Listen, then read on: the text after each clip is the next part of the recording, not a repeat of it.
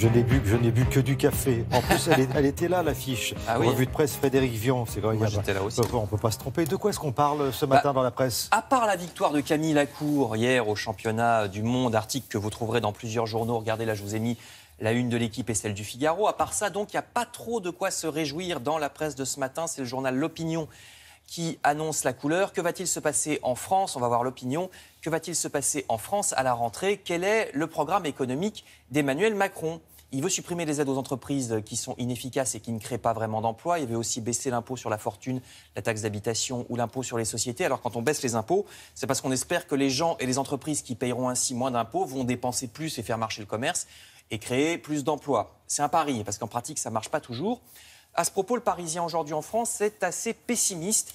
Il faudra de toute façon se serrer la ceinture, écrit le Parisien. Il manque à l'État plus de 4 milliards pour boucler l'année 2017. 4 milliards, rien que ça. Le gouvernement a donc déjà serré quelques ceintures. 850 millions ont été supprimés pour l'équipement des militaires, 250 millions supprimés pour la police et la gendarmerie, 150 millions pour la justice. Des secteurs qui pourtant sont déjà à l'os. Nos forces de l'ordre sont épuisées et les magistrats, vous le savez, sont submergés de travail. C'est pour ça que la justice est très lente.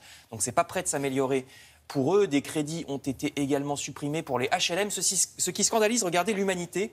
Le logement des pauvres est pris pour cible, titre l'Humanité.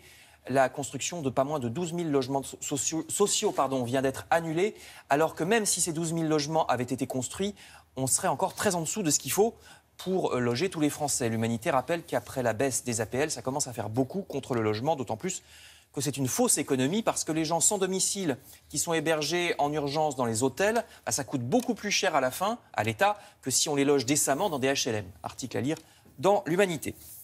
Alors, est-ce qu'on fait bien les économies là où on le devrait? C'est la grande question.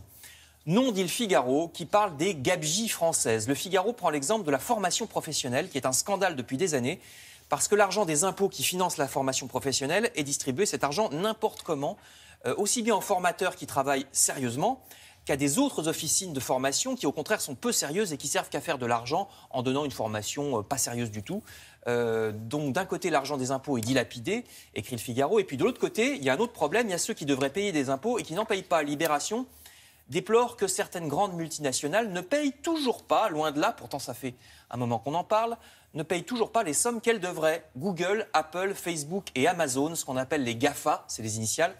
L'État français perd des milliards parce que ces entreprises qui ont pourtant une activité en France déclarent cette activité dans d'autres pays pour ne pas payer leurs impôts. Les GAFA profitent du fait qu'elles n'ont pas de présence physique. C'est le problème d'Internet. Tout se passe en virtuel dans des serveurs informatiques, donc vous pouvez vous déclarer un peu n'importe où dans le monde. Il faut donc que les gouvernements s'attaquent à ce problème. Il faut inventer une manière de faire payer des impôts comme tout le monde à ces entreprises qui font des milliards de chiffres d'affaires et qui se moquent du monde.